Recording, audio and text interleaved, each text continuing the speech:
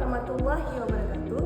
Halo warga Kota Banda Aceh, tahukah kalian kalau sekarang menyampaikan aspirasi dan pengaduan ke pemerintah kota bisa dilakukan dengan mudah dan cepat melalui SP4N Lapor.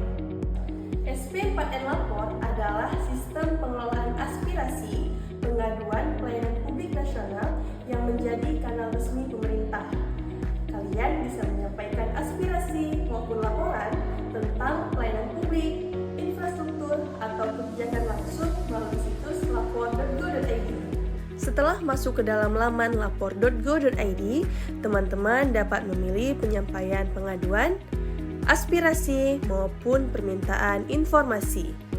Lalu teman-teman dapat menuliskan judul laporan, mengisi isi laporan dengan jelas dan lengkap.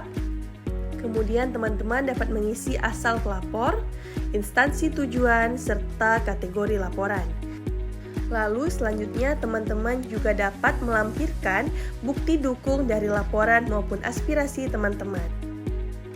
Setiap laporan akan diterima, diverifikasi, dan ditindaklanjuti oleh OPD terkait.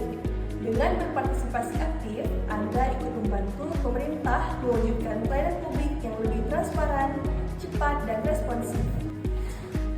Jadi, jangan ragu untuk menyampaikan aspirasi dan pengaduan Anda melalui SP4 Lapor.